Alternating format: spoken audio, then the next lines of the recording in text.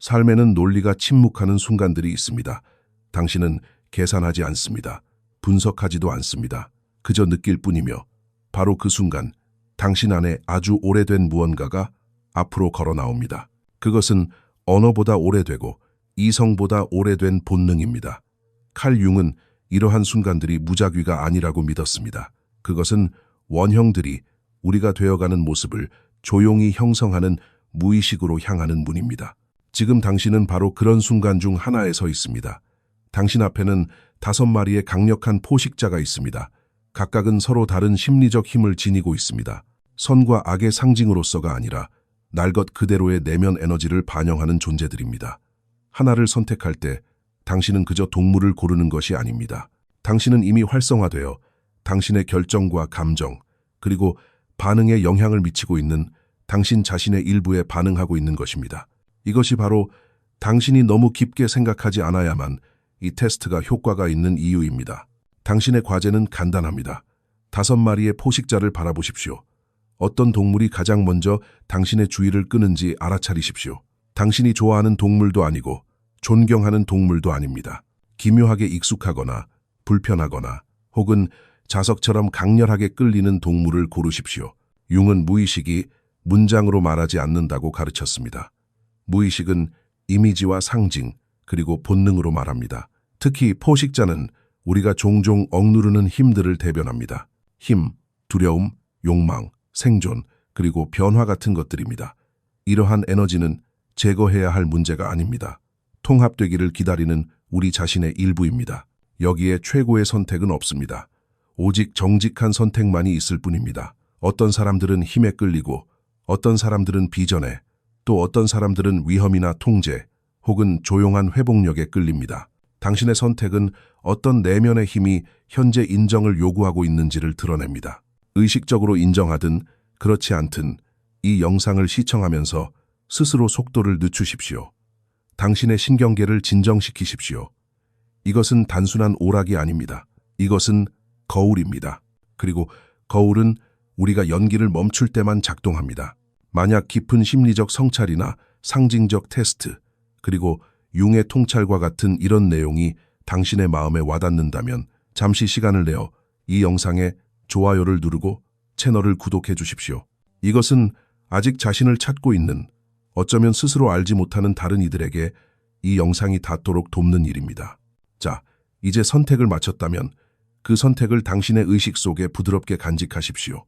다음 장에서 우리는 그 본능이 무엇을 드러내는지 탐험하기 시작할 것입니다. 소속감과 고립, 충성심과 그림자 사이를 걷는 포식자부터 시작해 보겠습니다. 그리고 보게 되겠지만 당신이 선택한 동물은 당신이 예상하는 것보다 당신을 더 잘 이해하고 있을지도 모릅니다. 만약 당신이 늑대에게 끌렸다면 당신의 본능은 약한 것이 아닙니다. 그것은 주의 깊은 것입니다. 늑대는 인간 심리의 핵심에 있는 역설을 나타냅니다. 깊이 소속되고 싶은 욕구와 완전히 보여지는 것에 대한 그만큼 깊은 두려움입니다. 융의 심리학에서 이 긴장은 그림자, 즉 물러남으로써 스스로를 보호하려는 우리 자신의 부분 안에 살고 있습니다. 늑대는 본래 고독한 동물이 아닙니다. 그들은 무리 동물입니다.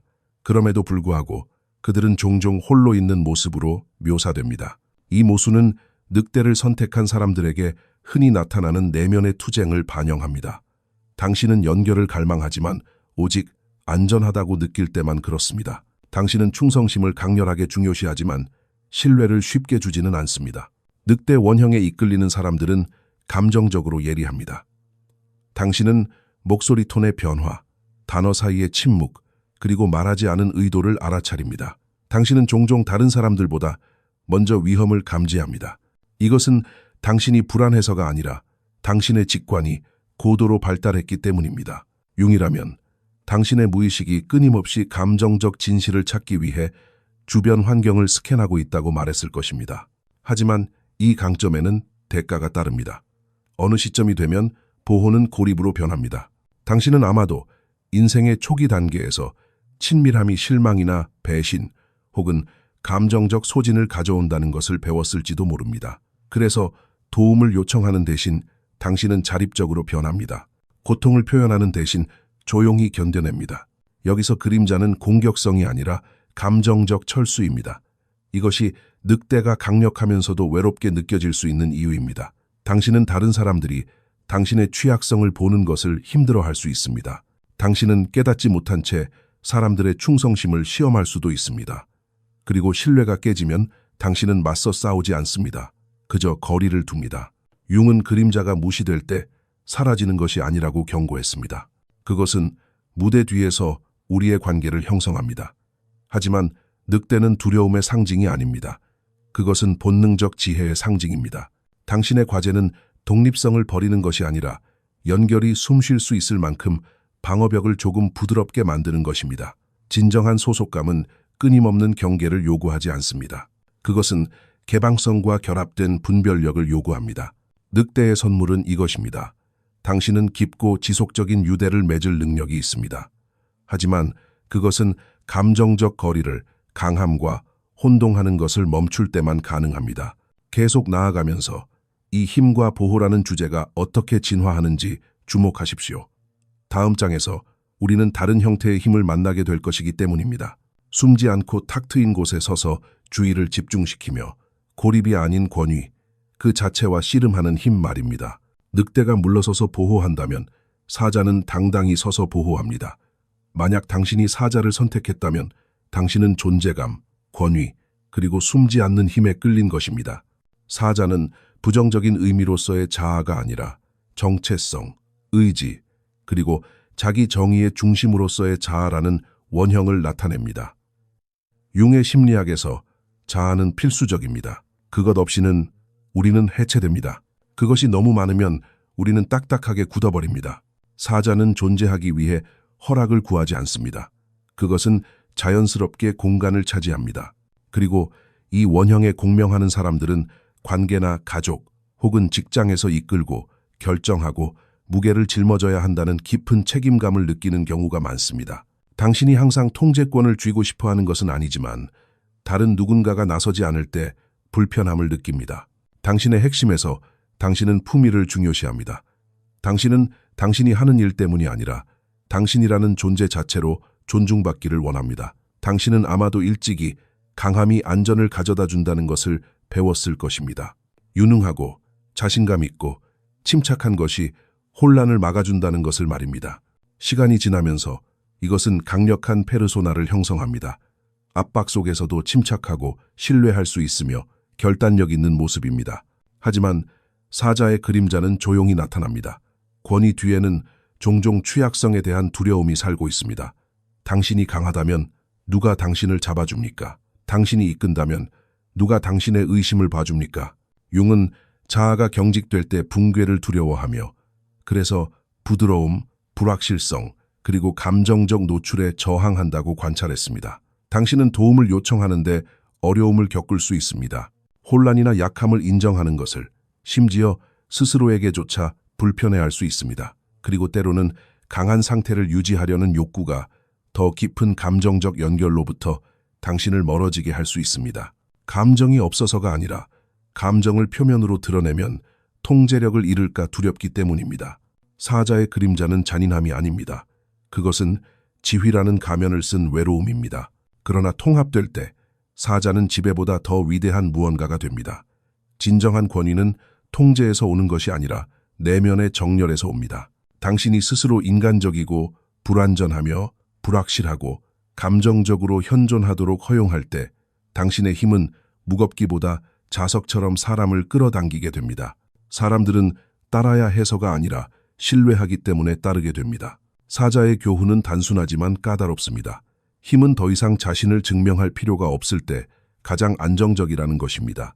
계속 나아가면서 이 외적인 힘의 표현이 다음 내용과 어떻게 대조되는지 주목하십시오. 다음 장에서 우리는 땅을 완전히 떠나 본능과 자아 위로 솟아올라 통제가 아닌 비전에 의해 삶을 거리두고 바라보는 원형을 만나게 됩니다. 사자가 땅 위에 굳건히 서 있다면 독수리는 그 위로 날아오릅니다. 만약 당신이 독수리를 선택했다면 당신의 정신은 관점을 향해 있습니다. 당신은 높이, 명료함, 그리고 다른 사람들이 혼란을 볼 때 패턴을 보는 능력에 끌립니다. 융의 관점에서 독수리는 더 높은 자아라는 원형과 공명합니다. 삶에 매몰되기보다 삶을 관조하는 당신의 일부분입니다. 독수리는 서두르지 않습니다. 그들은 기다립니다. 그들은 선회합니다.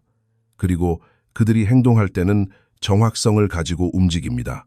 이것은 성찰, 선견지명, 그리고 내면의 거리두기를 향한 심리적 경향을 반영합니다.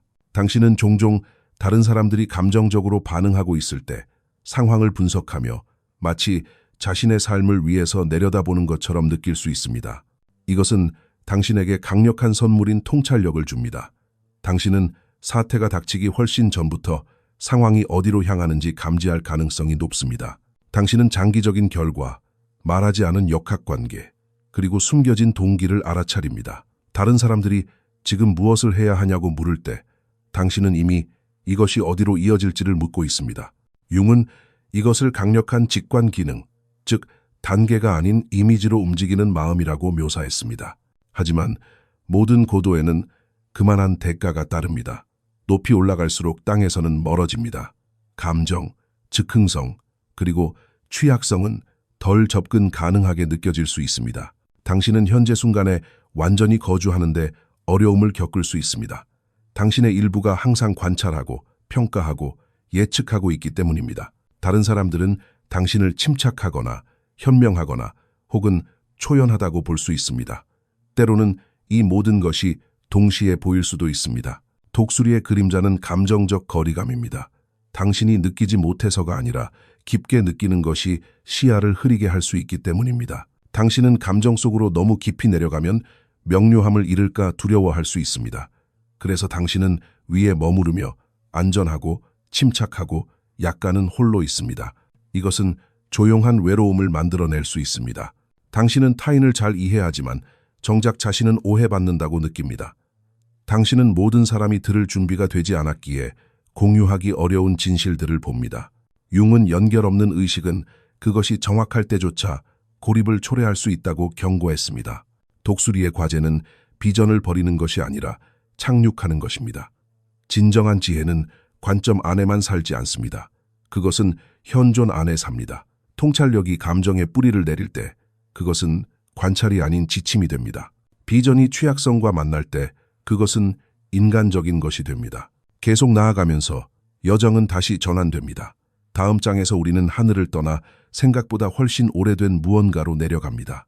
변화를 관찰하는 것이 아니라 변화 그 자체 안에서 살아가는 상징입니다. 독수리가 위에서 변화를 본다면 뱀은 그 안에서 삽니다.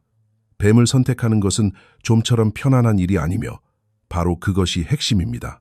융의 심리학에서 뱀은 무의식의 가장 오래된 상징 중 하나입니다. 그것은 죽음과 재탄생의 순환, 지혜를 숨긴 두려움, 그리고 통제할 수 없고 오직 견뎌내야만 하는 변화를 나타냅니다. 만약 당신이 뱀에게 끌렸다면 당신은 아마도 내면의 변화의 가장자리에 서 있거나 이미 그 변화를 통과하고 있을 것입니다. 당신 안에 무언가가 낡은 허물을 벗고 있습니다. 신념, 정체성, 관계, 혹은 더 이상 맞지 않는 자신의 버전 같은 것들 말입니다. 다른 원형들과 달리 뱀은 허락을 구하지 않습니다. 그것은 내부에서부터 변화를 강요합니다. 이것은 종종 감정적 강렬함으로 나타납니다. 당신은 뚜렷한 외부 원인 없이 깊은 자기 성찰, 안절부절 못함, 혹은 주의 산만의 시기를 겪을 수 있습니다.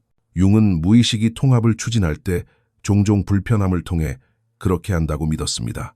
두려움, 불안, 혹은 혼란은 여기서 실패의 신호가 아닙니다. 그것들은 의미 있는 무언가가 의식 아래에서 스스로를 재구성하고 있다는 신호입니다. 뱀은 금지된 지식을 운반합니다. 이 원형에 공명하는 사람들은 종종 다른 사람들이 피하는 진실을 봅니다. 감정적 조종, 숨겨진 욕망, 권력 역학, 말하지 않은 상처들, 당신은 숨겨진 것, 말해지지 않은 것, 혹은 부정된 것에 민감합니다. 이것은 당신에게 통찰력을 주지만 또한 당신이 아는 것으로 인해 부담감을 느끼게 할 수도 있습니다. 뱀의 그림자는 변화가 너무 격렬하게 내면으로 향할 때 나타납니다. 당신은 자신이나 타인에게 감정적으로 압도적인 존재가 될 수 있습니다. 결과를 통제하거나 변화를 도발하거나 감정적 한계를 시험하려는 유혹이 있을 수 있습니다. 융은 통합되지 않은 변화의 에너지는 갱신보다는 파괴가 될 수 있다고 경고했습니다. 하지만 존중받을 때 뱀은 치유자가 됩니다. 진정한 변화는 서두르지 않습니다. 그것은 두려움이 지배하게 두지 않으면서 두려움이 존재하도록 허용합니다. 그것은 모든 허물이 한순간에 벗겨지는 것은 아니라는 것을 이해합니다. 어떤 것들은 시간과 인내, 그리고 연민을 필요로 합니다. 뱀의 지혜는 언제 물러서야 할지, 언제 공격해야 할지, 그리고 언제 그저 기다려야 할지를 배우는 것입니다.